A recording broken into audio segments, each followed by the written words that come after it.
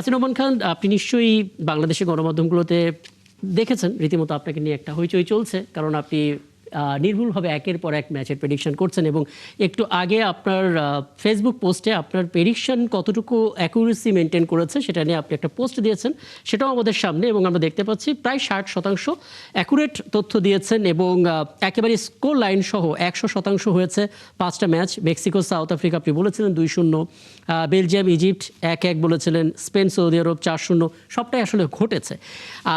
গতকাল আমরা জার্মানির ম্যাচটা দেখেছিলাম, জার্মানি ইকুয়েডর, সেখানে আপনার প্রেডিকশন ছিল জার্মানি 2টো গোল দিবে, ইকুয়েডর 1টা দিবে, কিন্তু হয়েছে উল্টোটা, জার্মানি 1টা দিতে পেরেছে, ইকুয়েডর 2টা। তার মানে একটা সমীকরণ মিলল না। এই যে একটা গুরুত্বপূর্ণ ম্যাচের প্রেডিকশন যে মিলল না, এটা কি পরবর্তী রাউন্ড অফ 32-তে প্রভাব পড়বে কিনা, বা আপনি এখনও আপনার ওই কথায় স্ট্রং আছেন কিনা যে হ্যাঁ স্পেন চ্যাম্পিয়ন হবে, আর্জেন্টিনা স্পেন ফাইনাল খেলবে? ধন্যবাদ রাকিব। এই প্রেডিকশন তো আসলে যারাই দেখ না কেন, পৃথিবীর বিভিন্ন জায়গায় বিভিন্ন বড় বড় অর্গানাইজেশন আছে, তারাও কিন্তু প্রেডিকশন দিচ্ছে। প্রেডিকশন শতভাগ নির্ভুল হবে এটা কেউ বলতে পারে না। বিশেষ করে স্ট্যাটিস্টিক্যাল মডেলিং পার্সপেক্টিভ আমরা যখন করি প্রেডিকশন, তখন আমরা ধরিয়ে নিই যে সেটা কাছাকাছি যাবে, একেবারে শতভাগ নির্ভুল ভাবে হবে সেটা না। আর আমি যেটা দিয়েছি সেটা সাবজেক্টিভ প্রবাবিলিটি, অর্থাৎ এই দলগুলোর তার যে ফ্যাক্টর গুলো রয়েছে সেই ফ্যাক্টর গুলো বিশ্লেষণ করে তার কি সম্ভাবনা রয়েছে অপোনেন্টের সাথে খেললে, প্রত্যেকটা ম্যাচ ধরে সেই ধরনের প্রেডিকশন দিয়েছি। আপনি ঠিক বলেছেন, আপনার যেমন জার্মানির ম্যাচটির কথা বললেন, সেটির মতো আরো অনেক ম্যাচ আছে যেখানে উল্টো রেজাল্ট হয়েছে। আপনার নিশ্চয় মনে আছে স্পেন ড্র করেছে, তো স্পেন সেই ম্যাচটা ড্র করার কথা, শুরুর দিকে ম্যাচের কথা বলছি, মানে এটা ছিল বিস্ময়কর, কেপ ভার্দের সঙ্গে ড্র হয়ে গেল ম্যাচটা, ড্র হয়ে গেল। তো এখন এই এমন একটা অবস্থা এসেছে, আসলে আমার গতবারে যে বিশ্বকাপের যে অভিজ্ঞতা, অর্থাৎ প্রেডিকশন দেওয়ার অভিজ্ঞতা, আপনি নিশ্চয়ই জানেন, আপনি নিজে আমার সাথে অনেকগুলো প্রোগ্রাম করেছেন, সেখানে আমাকে ডেকেছিলেন, তো সেটার একটা আত্মবিশ্বাস আমার ছিল। তো সেই আত্মবিশ্বাস, আচ্ছা 2022-এর ঘটনাটা আমি আমার আরেকজন অতিথিকে একটু বলি, যেটা খালেজা মঈনুদ্দিন 2022 সালে ওয়ার্ল্ড কাপের শুরুর আগেই অধ্যাপক হাসিনুর রহমান খান একটা প্রেডিকশন টেবিল করেছিলেন এবং তিনি বলেছিলেন ওই দিনই ম্যাচ শুরু হওয়ার আগেই বলেছিলেন যে ফাইনাল খেলবে আর্জেন্টিনা এবং স্পেন, ম্যাচটা টাইব্রেকার পর্যন্ত যাবে, আর্জেন্টিনা এবং ফ্রান্স, এবং ফাইনালি আর্জেন্টিনা কাপ পাবে, এটা উনি বলেছিলেন শুরুতে, এবং আমরা দেখলাম হুবহু সেটাই ঘটলো। জি হাসিনুর রহমান খান। জি, আপনি এখন গ্রুপ পর্যায়ে প্রথম রাউন্ডের খেলাগুলো শেষে আমরা সবাই কিন্তু এই গ্রুপগুলোর দিকে তাকাচ্ছি। 12টা গ্রুপ রয়েছে, আপনি দেখবেন যে 6টি গ্রুপের মধ্যে খেলা শেষ হয়েছে। প্রতিদিন কিন্তু এখন 3টে করে গ্রুপের খেলা শেষ হচ্ছে, অর্থাৎ 6টি ম্যাচ। তো ফলে সর্বশেষ যেটা অবস্থা দাঁড়িয়েছে, আপনি যদি গ্রুপের স্ট্যাটিস্টিক্স গুলো দেখেন, অর্থাৎ গ্রুপের র্যাঙ্কিং গুলো, অর্থাৎ কোন দল 1, 2, 3, 4 এইভাবে রয়েছে, আমি বলবো গ্রুপ সি এবং গ্রুপ ই আমি একবারে নির্ভুল ভাবে করেছি। গ্রুপ এফ এর ক্ষেত্রেও একটু দল বদল হয়েছে। প্রথমে বলেছিলাম জাপান, কিন্তু সেটা হচ্ছে নেদারল্যান্ড। জাপান আর নেদারল্যান্ড 1-2 মানে ইচ আদার অল্টারনেট হয়েছে। এরকম গ্রুপ এ এবং ডি এর কথা, অর্থাৎ প্রত্যেকটা গ্রুপের ক্ষেত্রে দেখবেন যে হয়তো একটা দল এদিক ওদিক হয়েছে, কিন্তু প্রথম 3টি দল যে গ্রুপের ক্ষেত্রে যেটা যাওয়ার কথা 1, 2, 3 সেভাবেই হয়েছে। আপনি যখন এই প্রেডিকশন টেবিলটা দিচ্ছিলেন তখন আমরা বারবার নজর রাখছিলাম 15ই জুলাই, মানে 15ই জুলাই বাংলাদেশে কী হবে আমরা জানি না, কারণ আপনার প্রেডিকশন টেবিল বলছে সেই সময় ব্রাজিল আর্জেন্টিনা মুখোমুখি হবে এবং ব্রাজিল আর্জেন্টিনার মধ্যে খেলায় আর্জেন্টিনা 2 গোল দেবে, ব্রাজিল 1 গোল দেবে এবং আর্জেন্টিনা এরপর ফাইনালে যাবে। এখনও কি সেই সম্ভাবনা দেখছেন? আপনি রিসেন্টলি ব্রাজিলের খেলা দেখেছেন নিশ্চয়ই, 15ই জুলাই সেমিফাইনাল, 2 নম্বর সেমিফাইনালে তারা মুখোমুখি কি হবে? যদিও রয়টার্সের প্রতিবেদন তারা বলেছে যে এবার খুব সম্ভাবনা আছে দ্বিতীয় সেমিফাইনালে মুখোমুখি হওয়ার। রাইট, বর্তমান যে অবস্থা এসছে, অর্থাৎ এই যে প্রথম রাউন্ডের খেলা শেষ হতে আর বাকি 2 দিন, দুদিন পরে কিন্তু আমরা জানতে পারবো, অর্থাৎ এই দলগুলো এর পরের যে রাউন্ড অফ 32, সেখানে কার সাথে খেলবে। সেখানে একটা পরিষ্কার চিত্র কিন্তু অলরেডি আমরা পেয়েছি। সেই অনুযায়ী সেই পাথওয়ে যদি বিবেচনা করি, এরপরেও কিন্তু আসলে সেই আর্জেন্টিনা এবং স্পেন কিন্তু দেখা হচ্ছে ফাইনালে, এবং তার আগে যে আপনি যেটা বললেন যে সেমিফাইনাল ব্রাজিল এবং আর্জেন্টিনার মধ্যে হচ্ছে এবং ফ্রান্স স্পেনের মধ্যে হচ্ছে, যদি সব ঠিকঠাক থাকে। সবচেয়ে গুরুত্বপূর্ণ বিষয় হলো যে আমরা সবাই জানি ব্রাজিলের খেলা কিন্তু এখন পড়ছে জাপানের সাথে, কিন্তু এর পরের রাউন্ডে ব্রাজিল কিন্তু নরওয়ের সাথে পড়তে পারে, বড় একটা সম্ভাবনা রয়েছে। তার পরের রাউন্ডে কিন্তু ব্রাজিলের সাথে ইংল্যান্ডের পড়ার কথা, অর্থাৎ কোয়ার্টার ফাইনালে। সেখান থেকে যদি উঠিয়ে যায়, ব্রাজিল কিন্তু চলে যাচ্ছে সেমিফাইনালে। ঠিক একইভাবে আর্জেন্টিনার একটা পাথ হয়ে রয়েছে। আর্জেন্টিনা রাউন্ড অফ 16-এ বেলজিয়ামের সাথে খেলার খুব বড় সম্ভাবনা রয়েছে, এবং কোয়ার্টার ফাইনালে পর্তুগালের সাথে তার একটা বড় ম্যাচ হওয়ার কথা। আমরা অনেকে এটা নিয়ে আলোচনা করছি যে পর্তুগালের সাথে আর্জেন্টিনা যদি জিতে যায়, সেক্ষেত্রে শুধুমাত্র ব্রাজিল ওইদিকে যদি যায়, তার সাথে সেমিফাইনাল তার দেখা হবে। আর অন্যদিকে ফ্রান্স এবং মরক্কোর একটা খেলার সম্ভাবনা রয়েছে, একেবারে 95% সম্ভাবনা আমি বলবো, সেটা কোয়ার্টার ফাইনাল। ফলে ওই দিক থেকে ফ্রান্স মরক্কোকে হারিয়ে দিয়ে যদি সেমিফাইনালে চলে আসে। আর মাঝখানে আরেকটি দল রয়েছে যে স্পেন। আমার যে পাত হয়ে তাতে দেখা যাচ্ছে যে আমেরিকা, অর্থাৎ এবার তো আমরা জানি আয়োজক মানত কান্ট্রিজ, আমেরিকা কিন্তু খুব ভালো করবে আমার হিসেবে। কোয়ার্টার ফাইনালে স্পেনের সাথে আমেরিকার দেখা হতে পারে। তো ফলে স্পেন কোয়ার্টার ফাইনাল পর্যন্ত সহজ টিমেই পাবে, অর্থাৎ রাউন্ড অফ 16 বলুন বা রাউন্ড অফ 32-তে বলুন। তো ফলে আমেরিকা যদি সেখানে একটা দুর্ঘটনা না ঘটায়, তাহলে কিন্তু স্পেন খুব নির্দ্বিধায় কিন্তু সেই সেমিফাইনালে চলে গিয়ে ফ্রান্সের সাথে মুখোমুখি হতে পারে। আচ্ছা, ওনার হ্যাঁ, আপনি যদি কোনো প্রশ্ন প্রেডিকশন গুলো, এগুলো কি কন্ডিশনাল, মানে ধরুন সেকেন্ড রাউন্ডের যে এখন মেরুকরণ দাঁড়ালো, এটা দেখে আবার আপনি চেঞ্জ করবেন এরকম কিছু? আমি আসলে ব্যক্তিগতভাবে সেটা করি না। আমি প্রথমেই আপনার 10 জুন এবছরের আমি একটা প্রেডিকশন দিয়েছিলাম, সেখানে 104 ম্যাচে প্রতিটি কোন দল জয় হবে পরের রাউন্ডে যাবে সেটাই আছে। কিন্তু বাস্তবতা সেটা আমি যেটা বলেছি যে সব খেলাগুলো তো ওইভাবে ম্যাচ করেনি, অর্থাৎ আমার রেজাল্টের সাথে প্রকৃত রেজাল্টটা মিলেনি। তো সেক্ষেত্রে একটু ব্যর্থ হয়েছে।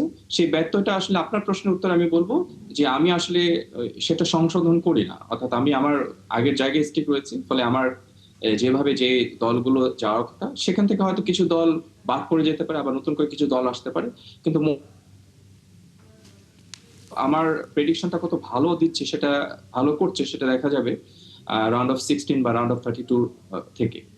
আচ্ছা, আরেকটা জিনিস বোঝার জন্য, মানে মানুষের প্রেডিকশন করলে মানুষের কয়েক ধরনের ধারণা হবে। কেউ বললো যে আপনি সোচ্চার বা গণক জাতীয় কোনো বিষয় কিনা, কেউ বললো আপনি স্পিরিচুয়াল কোনো বিষয় কিনা, কেউ চিন্তা করতে পারে আপনি একটা স্পেশাল কোনো কোয়ালিটি আছে কিনা, যেটা আপনি বলেন। এই ভিত্তিটা যদি একটু আমাদেরকে বুঝিয়ে বলেন। ধন্যবাদ, গুরুত্বপূর্ণ একটা প্রশ্ন করেছেন। সোশ্যাল মিডিয়ায় নানান ধরনের লোকরা নানান ধরনের মত বিনিময় করছে, এই বিষয়ে কমেন্ট করছে। আমার অর্থাৎ আমি কোন একটা পোস্ট করে সেখানে এই ধরনের মতামত দিচ্ছি।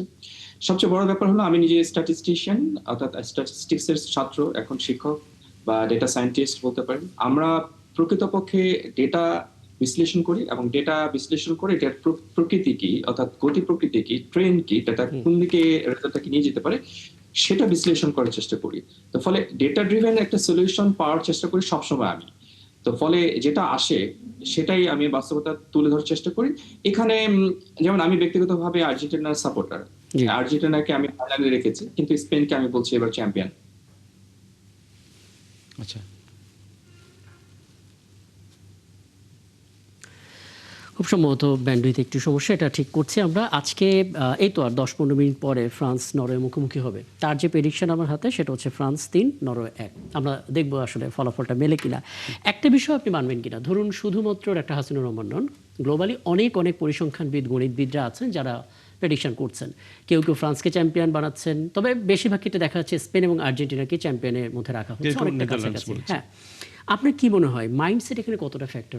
কখনো কেপ ভার্দের মতো দল যদি ফাইটিং করে স্পেনের সঙ্গে ড্র করতে পারে, তাহলে তো অনেক কিছু ঘটতে পারে। আচ্ছা, জার্মান যে ভদ্রলোক প্রেডিক্ট করেছেন, গত 2টা ওয়ার্ল্ড কাপ মিলেছে, জার্মান ইকোনমিস্ট, ওনার ভিত্তি কিন্তু ওই দেশের জিডিপি, তারপর ওই দেশের ফুটবল কালচার, তারপর দলের ক্যাপাসিটি, সমস্ত কিছু অ্যাসেস করে উনি প্রেডিকশনটা করেন।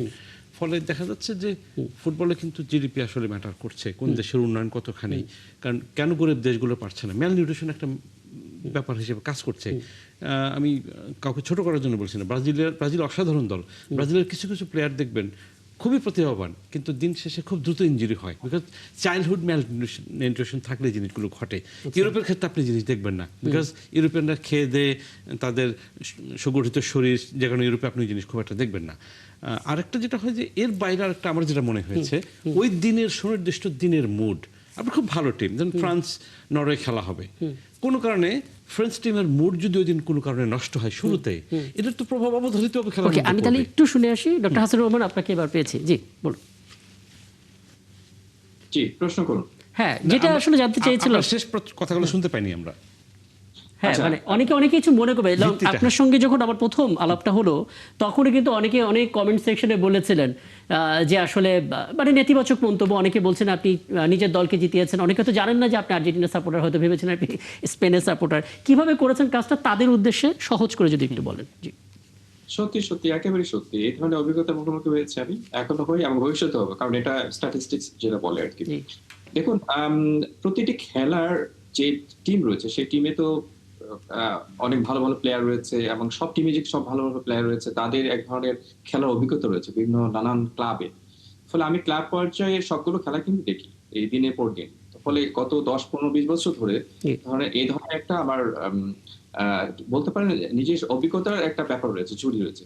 তো সেইটা বিবেচনায় নেই। আর একটু আগে আলোচনা হচ্ছিল, আমি শুনছিলাম খুব ভালো করে, যে দেখুন একটি দল কেমন রেজাল্ট করবে সেটা কিন্তু নানান ফ্যাক্টরের উপর ডিপেন্ড করে। বিশেষ করে ফুটবলের ক্ষেত্রে এরকম শত শত ফ্যাক্টর রয়েছে।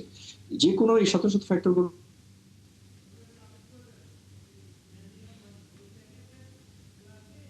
ফ্রান্স এবং নরওয়ে, যদি ফ্রান্সের কোনো একজন প্লেয়ার লাল কার্ড পায় সেক্ষেত্রে কিন্তু নরওয়ে কিন্তু খুব ভালো রেজাল্ট করে এবং দলকে জিতিয়ে দিতে পারে। যদিও নরওয়ে মোটামুটি ভাবে ফ্রান্সের চেয়ে একটু খারাপ দল আমি বলবো, অর্থাৎ ফ্রান্স এগিয়ে এই দিক থেকে। খেলার আসলে প্রকৃতি, গতি প্রকৃতি, এই যতগুলো বললাম যে শত শত ফ্যাক্টর রয়েছে, সেগুলো যে কোনো একটা যদি পিছিয়ে পড়ে তাৎক্ষণিকভাবে কোনো টিম, সেক্ষেত্রে খেলার ফলাফলটা উল্টে যেতে পারে। ফলে এখানে আমরা বলি আনসার্টিনিটি, অর্থাৎ ব্যাপক মাত্রায় আনসার্টিনিটি রয়েছে এবং এটা অনেকগুলো সোর্স রয়েছে। আপনি জানেন যে ধরেন সাম্প্রতিক ফর্ম কিন্তু যে কোনো খেলার ক্ষেত্রে খুব গুরুত্বপূর্ণ ভূমিকা পালন করে। শুধু সাম্প্রতিক ফর্ম বলবো না, ওই যে বললাম হলুদ কার্ড কয়টি, তারপর রেড কার্ড কয়টি। এবছর যেটা সবচেয়ে মজার ব্যাপার হয়েছে যে এখানে 3টি দেশে খেলা হচ্ছে। কিছু কিছু দেশের ক্ষেত্রে কিছু কিছু স্টেডিয়ামে যে ওয়েদার, সেই ওয়েদার গুলো বিশেষ করে ইউরোপিয়ান যে কান্ট্রি গুলো যারা ঠান্ডা বা কোল্ড কান্ট্রি বলে আমরা, তারা কিন্তু খুব স্ট্রাগল করছে বা করবে। আবার অন্যদিকে আপনি যদি দেখেন মরক্কো অর্থাৎ আফ্রিকার যে দেশগুলো, অথবা আমাদের যে দেশ রয়েছে এখানে ইরাক বলেন, আজকে ইরাকে খেলা রয়েছে, ইরাক কিন্তু ভালো করতে পারে। তো ফলে এই সামগ্রিক আপনার বিবেচনাটা নিতেই হবে সবসময়। এবং আপনি দেখেন যে ডিহাইড্রেশনের যে আমাদের একটা ব্রেক চলে, সেখানে কিন্তু গুরুত্বপূর্ণ ভূমিকা পালন করছে। কোচরা কিন্তু তাৎক্ষণিকভাবে খেলার ধরন পাল্টে ফেলছে। অপোনেন্টে যখন বুঝতেছে তাদের দুর্বলতা কোথায়, সেটাকে কিভাবে তারা আরো বেশি সেটাকে ব্যবহার করবে। তো এই ধরনের আসলে অনেকগুলো ফ্যাক্টর রয়েছে। তার মানে বোঝা যাচ্ছে যে কমন ফ্যাক্টরগুলো হ্যাঁ, এই সমস্ত ফ্যাক্টরগুলোকে বিবেচনা করেই জি। মোটামুটি এক ধরনের সম্ভাবনা তৈরি করার চেষ্টা করেছে যে কোন টিমটা এগিয়ে থাকতে পারে এবং সম্ভাব্য কি ধরনের স্কোর করতে পারে। সেই জন্য এভাবে করে 104টি টিমের খেলার প্রত্যেকটি খেলায় এই বিবেচনাটা নিয়ে আসা হয়েছে। আসলে আমরা দেখতে পাই যে বিশ্বকাপের ক্ষেত্রে বরাবরই রাউন্ড অফ 32 এর পর থেকে জমে ওঠে। আপনি কি জানতে চাইবেন? হ্যাঁ, সেটা হচ্ছে যে আমি লক্ষ্য করছি যে যারা টিনেজার আছে বাংলাদেশের, জি। যারা ইউরোপিয়ান বা ফুটবল ক্লাবের খেলাগুলো দেখে, তার মধ্যে আমার নিজের ছেলেও আছে, আচ্ছা। তাদের প্রেডিকশন বেশ মিলে যাচ্ছে। আমি ওর বন্ধুদের খবর টবর আমি জানি, তাদের প্রেডিকশন বেশ মিলছে। ওরা কিভাবে করে? এটা পুরোটাই অভিজ্ঞতা। আমি বলবো আপনি নিজেও ব্যক্তিগতভাবে যদি খেলা ফলো করেন, তাহলে কোন দেশে কোন টিমে কোন ধরনের প্লেয়ার রয়েছে সে সম্পর্কে ধরেন একটা ভালো ধারণা হবে। জি। আর অপোনেন্ট দুর্বল হলে তো বলাই যায়, আমরা এক্সপেক্টেড গোল বলি এক্সজি, অর্থাৎ ওই টিম আপনার ডি বক্সের বাইরে থেকে কতগুলো শট নিতে পারে যেগুলো গোল হওয়ার সম্ভাবনা থাকে। তো এই ধরনের প্রত্যেকটা টিমেরই একটা স্ট্যাটিস্টিক্স আছে, সেই স্ট্যাটিস্টিক্স গুলো নিখুঁত ভাবে অঙ্কের মাপে করে করে সবাই বিবেচনা করে না। ফলে ওই অভিজ্ঞতা অবজারভেশন যে নিয়মিত ম্যাচ দেখা, প্লেয়ারগুলো সম্বন্ধে অ্যাকুরেসি সম্বন্ধে একটা আইডিয়া রাখা। সবশেষ ছোট করে একটু বলবেন ডক্টর হাসিনুর রহমান, আপনি বাদে এই অধ্যাপক যারা আছেন, সেটা শুধু ঢাকা বিশ্ববিদ্যালয় নয়, অন্যান্য বিশ্ববিদ্যালয় আর কেউ কি করছে এরকম? আমার জানা মতো এই ধরনের কাজ করছে না। কেউ আমার সাথে যোগাযোগ করেনি বা আমি জানতে পারিনি এই ধরনের ব্যক্তিগত পর্যায়ে হোক অথবা সমষ্টিগত পর্যায়ে দলগতভাবে এই ধরনের একটা কাজ করছে বলে আমার জানা নেই বাংলাদেশে। অনেক ধন্যবাদ আপনাকে এবং শুভকামনাও আপনাকে, কারণ আগের মতো এবারও এই বিশ্বকাপে সাফল্য অর্জন করুন, কারণ বাইরেও আসলে এটা নিয়ে অনেক ভালো আলোচনা হচ্ছে।